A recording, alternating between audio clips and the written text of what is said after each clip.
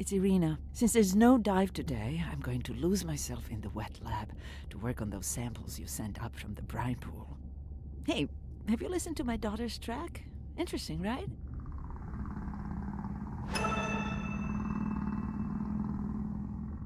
Mirai, remember the tag we found on the turtles? I put it out on the network and I got the strangest message back. I'm gonna take a tender to a small island nearby and check it out. I'll explain everything later. Still no mapping drone, by the way.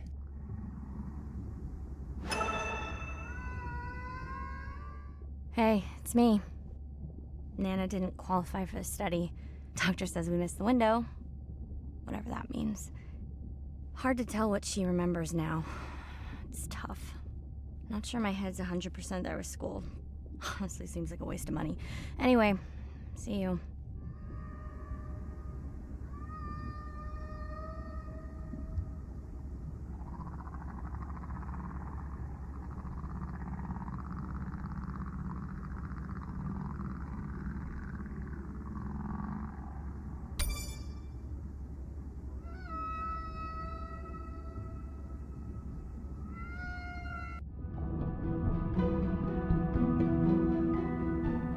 Jellyfish have mechanisms of self-repair. They're constantly getting bitten by turtles and chunks getting taken away. 50% of the jellyfish population are wounded.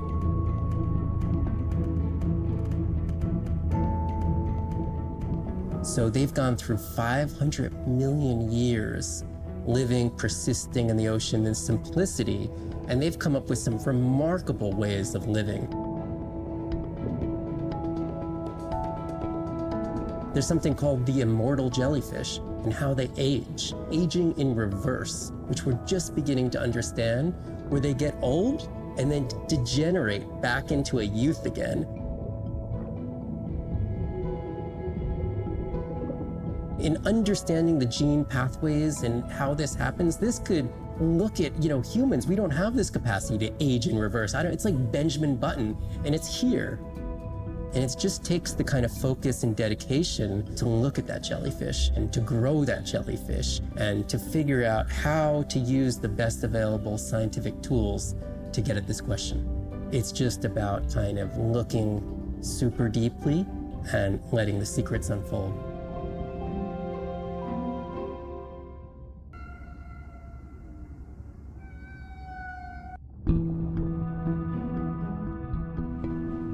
The energy from our star flies through the universe, through our atmosphere, and hits us at the ground. But now, when we go underwater, the ocean properties of water are like pure blue filter. So it's gonna filter out all these other wavelengths except blue.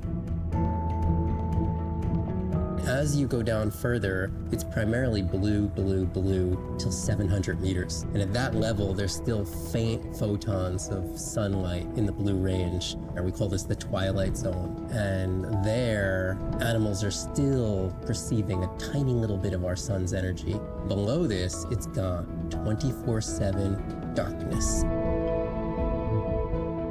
And it turns out that there's a ton of color vision down in the deep. So it's like they're making enough light down there to be able to be satisfying all the eyes of the deep sea creatures. So it's not this totally dark world down there. It's still light. It's just the animals are making the light rather than the sun. We've designed all this technology to kind of satisfy our visual hardware. As I started looking at other animals, they have totally different hardware.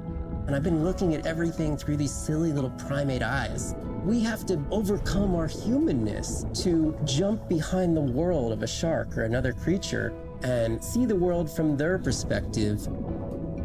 We found a biofluorescent shark, and it only sees right at the blue-green interface. So it's really just tuned to a very similar spectrum to the environment it lives in. This fluorescence was creating greater contrast for the shark.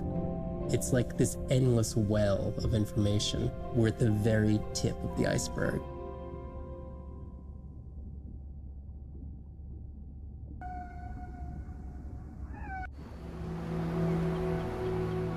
These animals travel thousands of kilometers navigating open oceans that have no physical landmarks. They have that innate ability to find their way.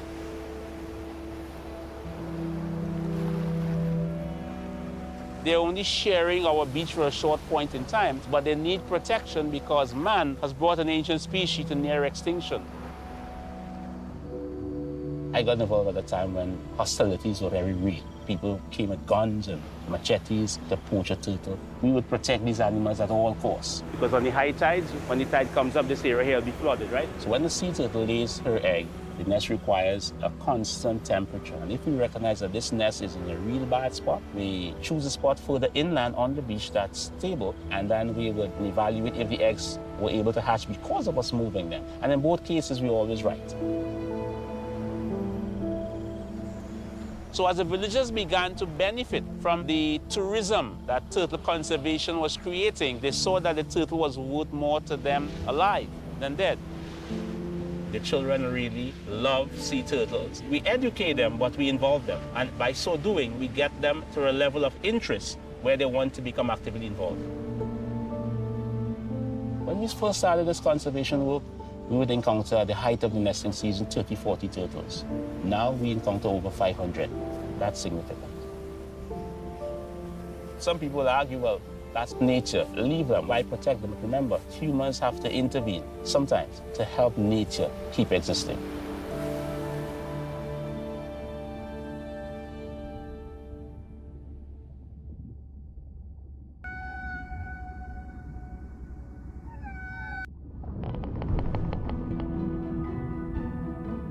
Sound to whales is everything. It's their hands.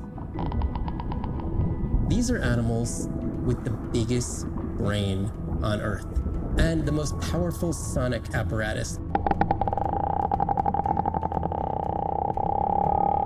They spend a lot of their time deep down. They're diving for an hour at a time in darkness. Just like a submarine is echolocating, they're kind of... They ping a signal out, and then they wait for that signal to bounce off something and come back as the signal. And from that information, they could get an idea of what's there.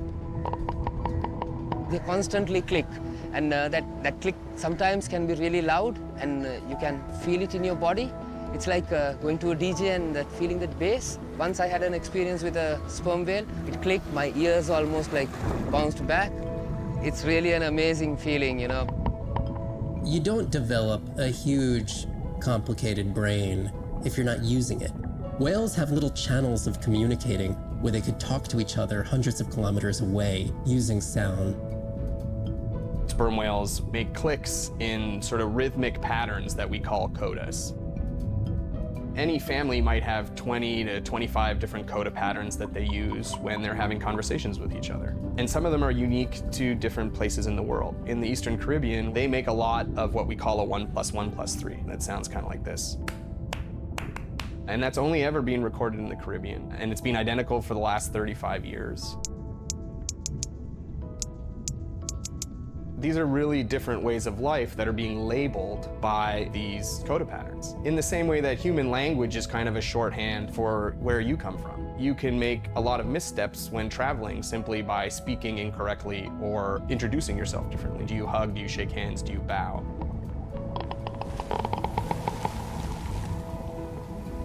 And a growing concern has to do with the noise that we're putting into the ocean. Everything we do impacts everything they're doing. The sound is causing high levels of stress in animals like this. No one wants to live at a rock concert. You can imagine trying to have your home inside an arena while some metal band is playing. And that's increasingly what the ocean feels like.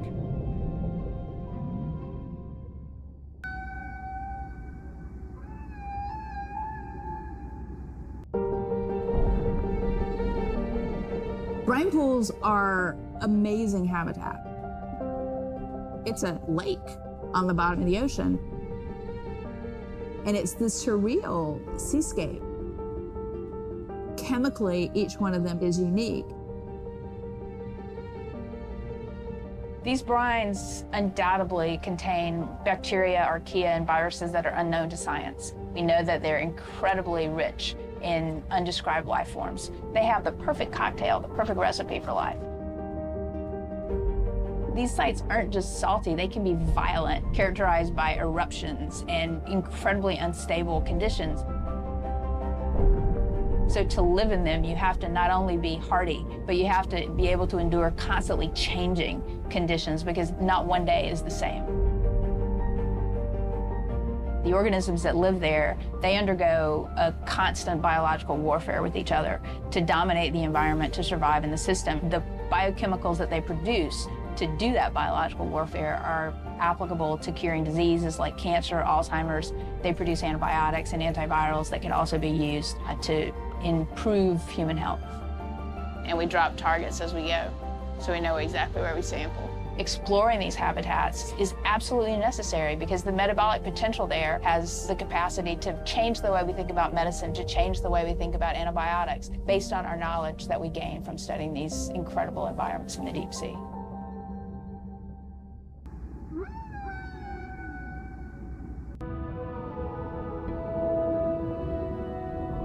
Imagine if I was sent in to go study the Mona Lisa and I come in with a pair of snippers and I'm like, I'm gonna need to cut this baby up a little bit to see what kind of chemical composition is going on there. Like, you wouldn't do that, right?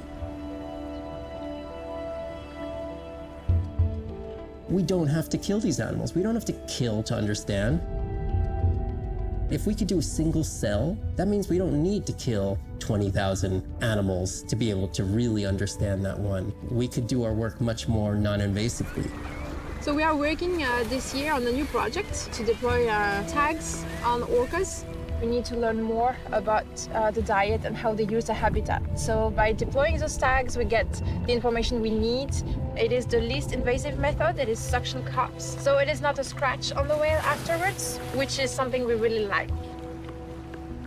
In the deep sea, we use these like robotic claws from the oil and gas industry that gets you the sample, but this is so archaic. So we've been designing something called squishy robot fingers, which are ways to be gentle when we study the deep sea. But I think we could even take this another level. There's some organism, we quickly encase it. It's like a medical checkup.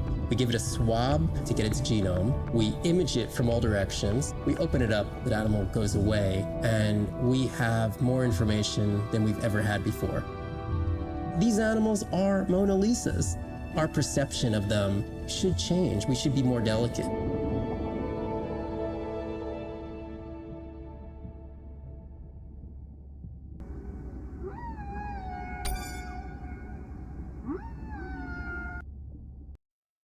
Day 13. We're in the vents region without a map because of the lost drone. Diving blind, but I know these vents are important to Arena. We tracked a tag from our whale family here. I'm hoping it just fell off, as this would be an unusual place for a whale to be. Andre has the dive suit in safe mode, so I'll have restricted range. Head sound. I'm in and okay. Remember, no buoys and no waypoints. I put a simple version of the mapping system on your Manta drone. Now, we won't get your feed live, so we'll hear you, but won't see what you see. I really wish we hadn't lost that mapping drone. Relax. You know I've got this. Of course, but we'll keep unnecessary chatter to a minimum to help you focus. Roger that. No chit-chat. Singing's okay, though, right? Arena, how will I know the difference again between a dormant vent and a live vent? Well, live vents would have 400-degree water streaming out, so that's one way. Check. Wide berth on the live hydrothermal vents. Sorry, I thought my mic was muted. This is a dormant field. No live vents.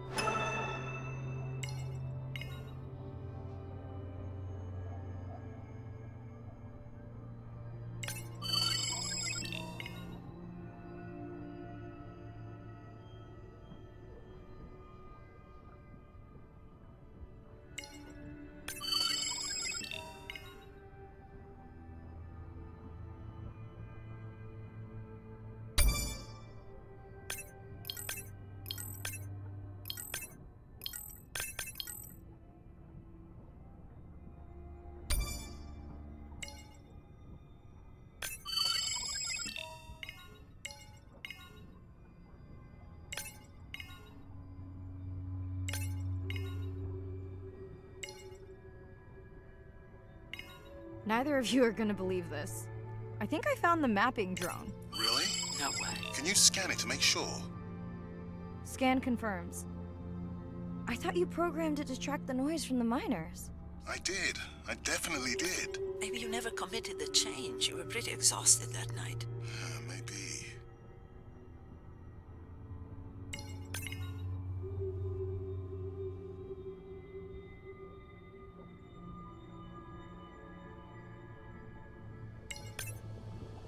Okay, this dive just keeps getting stranger. How hot did you say that water typically is in a live vent? Is that a joke? No joke. Well, we're down one drone, but discovered an unmapped vent system. Mirai, this is great. I truly believe that these systems are the key to understanding the origins of life. Thank you so much for doing the dive under these conditions. Actually, that might be the answer. What? To why the drone died. We were talking about the origins of life. My mind won't stop if it can't fit all the pieces together. The mapping drone may have cruised too close to the vent.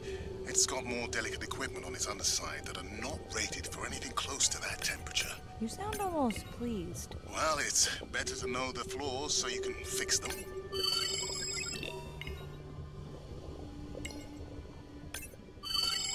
I know we're giving me the silent treatment, but I think I just discovered a new species of octopus. Not sure I can confirm that with just one scan. Sorry, didn't copy that.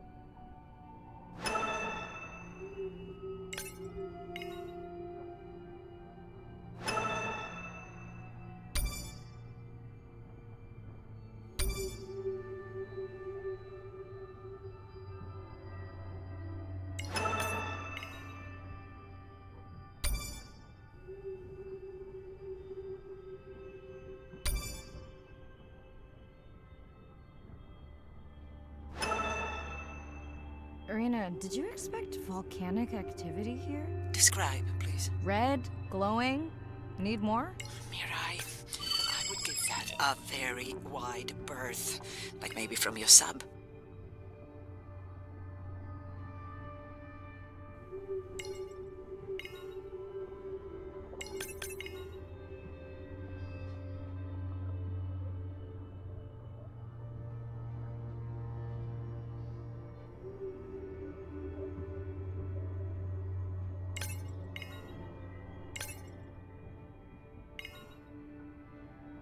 Are you kidding me? Describe, please. I can't. I mean, I don't want to.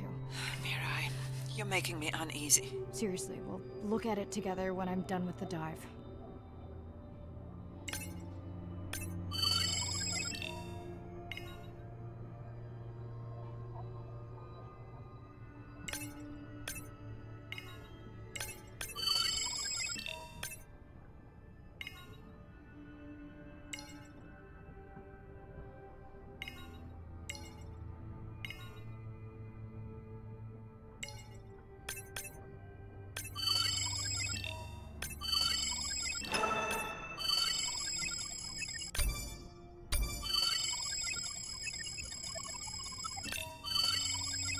Oh no! What happened to you? Were you sick?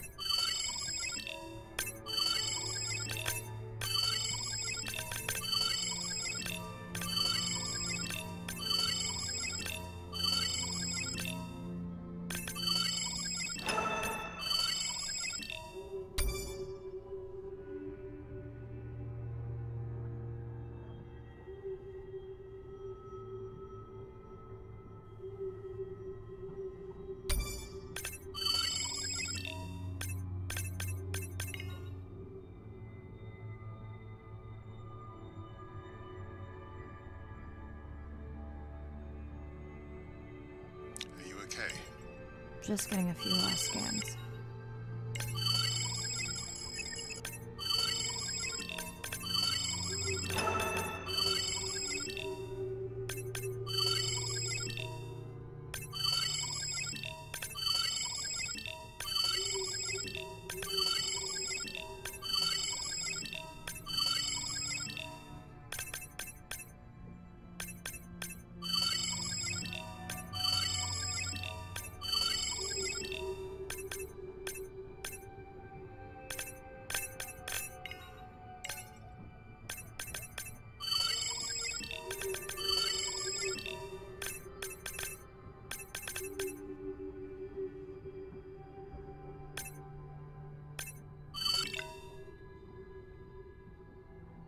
saying goodbye to a friend. Can you send the sub?